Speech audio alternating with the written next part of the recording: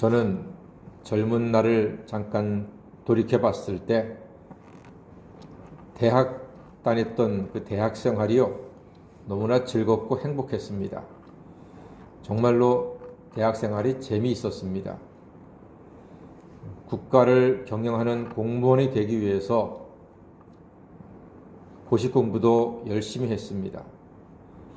그런데 공부를 잘 하지는 못했는데 학교 다니면서 공부하는 게 재미있었습니다. 좋았습니다. 그런데 4학년 때 하나님께서 저를 하나님의 종으로 부르신다는 소명을 받고 우여곡절 끝에 신학대학원에 진학을 했습니다. 그 당시 저는 한 가지 기도 제목 때문에 신학대학원에 가게 됐습니다. 어떤 기도 제목이었는가 하니, 하나님, 제가 살아있는 사람이라는 확신을 갖는 길로 가게 해주세요 라고 기도를 했습니다. 그런데 여러 가지를 생각하고 찾아보고 경험하는 가운데 하나님의 일을 하는 저의 모습을 봤을 때 제가 살아있는 사람이라는 확신을 갖게 되었습니다. 그래서 그것을 하나님의 응답으로 알고 목회를 해야 되겠다 결심을 하고 평생 하나님의 일을 하겠노라, 하나님의 종이 되겠노라, 하나님의 사람들을 섬기겠노라 결심하면서 이제 신학교에 입학을 했습니다. 그리고 신학교에 가서 앞으로 내가 목사가 되면 어떤 일을 할 것인가에 대해서도 기도를 많이 했습니다. 신학교 간다고 해서 길이 한 가지가 있는 게 아니거든요. 많은 길이 있습니다. 교수도 있고 선교사도 있고 기관 목회도 있고 긍휼 사역도 있고 일반 교회 목회도 있고 학원 목회도 있고 다양합니다. 기도했습니다. 하나님, 저는 목사가 된 다음에는 어떤 일을 통해서 하나님의 종으로 섬기면 되겠습니까? 라고 기도했습니다. 그때 제가 받았던 응답은 하나님의 평범한 교회를 목회하면서 하나님의 자녀들 한 분 한 분을 말씀으로 또 사랑으로 바로 세우고 또 회복시키고 주님 나라 확장시키라는 그 소명을 제가 응답으로 받았습니다. 그래서 저는 좌고우면할 것 없이 교회의 크기를 막론하고 하나님께서 보내주시고 맡겨주시는 교회에 가서 저의 사명을 감당하겠노라 결심하고 지금까지 왔습니다. 당연히 지금도 그 소명으로 목회하고 있습니다. 한 사람 한 사람, 한 영혼 한 영혼을 사랑하면서 하나님의 뜻대로 섬기려고 애쓰고 있습니다. 그래서 성경에 나온 대로 한 영혼이 무엇보다 귀하다? 천하보다 귀하다고 하는 사실을 늘 절감하면서 마음 깊이 느끼면서 목회를 하고 있습니다. 특히 우리 교회는 크지 않지만 많은 남편분들이 한 분, 두 분 교회로 오셔서 함께 예배드리게 된 것을 저는 참으로 감사하고 기쁘게 생각합니다.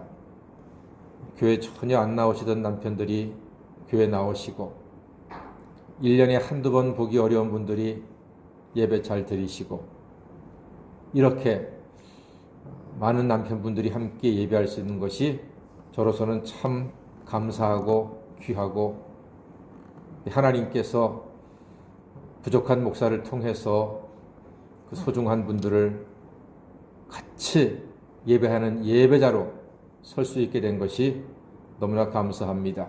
지금 마음속에 또 하나의 목표가 있다면 이제 자녀들입니다.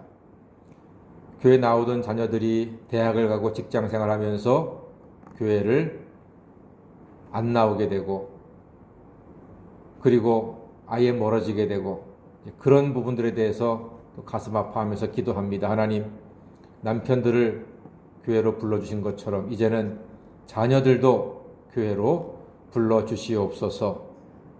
자녀들도 교회로 불러주실 줄 믿습니다. 하나님께서 우리를 교회로 부르신 이유는 무엇일까요? 오늘 디모데후서 1장 10절에서 우리에게 소중한 교훈을 주고 있습니다. 이렇게 기록되어 있습니다. 이제는 우리 구주 그리스도 예수의 나타나심으로 말미암아 나타났으니 그는 사망을 패하시고 복음으로써 생명과 썩지 아니할 것을 드러내신지라 라고 말씀하면서 11절 다 같이 보겠습니다. 시작. 내가 이 복음을 위하여 선포자와 사도와 교사로 세우심을 입었노라. 아멘. 예, 사도 바울의 소명은 복음을 세상에 증거하는 것이었습니다. 이 복음을 위하여 세우심을 입었다 했습니다. 복음, 굿뉴스, 이것이 무엇입니까? 예수의 십자가 죽음과 부활이 곧 복음입니다. 예수의 십자가 죽음은 나를 위한 대속의 죽음입니다. 대속, 내 죄로 내가 죽어야 하는데 예수가 대신 죽고 예수를 믿는 나는 살아났습니다. 이것이 바로 복음입니다. 죽어야 할 사람이 살아난다는 것보다 더 굿뉴스가 있겠습니까? 예수님의 십자가 보혈로 내 죄는 정결하게 씻음을 받았습니다. 예수가 십자가에 죽을 때 나도 예수 안에서 예수와 함께 죽었다가 예수와 함께 부활함으로써 죄사함 받고 영생을 얻게 되었습니다. 이 사실을 믿으면 죄사함 받고 영생을 얻습니다. 이것이 복음이라고 말하는 것입니다. 사도 바울의 소명은 이 복음을 증거하는 것이었습니다. 그런데 바울의 소명은 오늘 예수 믿는 모든 사람에게 똑같이 허락이 된 우리가 함께 지켜야 할 소명입니다. 우리는 다 복음의 일꾼입니다. 최근에 우리 교회 김영희 권사님, 또 허간옥 안수 집사님, 이 두 분의 직장 동료들이 그 두 분을 통해서 우리 교회에 최근에 등록을 하셨습니다. 이런 것이 바로 성도의 사명을 다하는 복음의 일꾼의 모습입니다. 만약에 김영희 권사님이나 허간옥 안수 집사님이 직장에서 다른 사람의 전혀 본이 되지 못하고 도대체 인격적으로 신뢰하지 못한다면은 그분들이 그분을 통해서 우리 교회에 나오시겠습니까? 절대로 못 나옵니다. 아, 저분은 참 사람이 괜찮다. 믿을만하다. 저분이 가는 교회라면 나도 한번 교회 가고 싶다.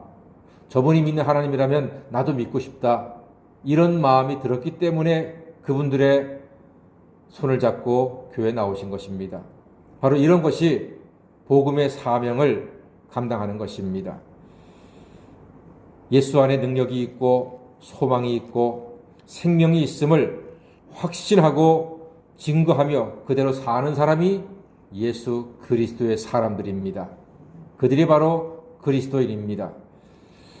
여러분들께서 직장에서든 가정에서든 어디에서든 예수님의 향기를 나타내는 복음의 일꾼의 모습으로 복음 전파의 사명도 감당하시게 되기를 간절히 소망합니다. 하나님이 예수 안에서 성령으로 말미암아 우리에게 부탁하신 이 아름다운 복음 전파의 사명을 잘 감당해서 한 사람, 한 영혼이라도 주님 앞으로 인도하시는데 디딤돌이 되시는 소중한 여러분 되시기를 주님의 이름으로 간절히 축원합니다. 아멘. 기도하겠습니다.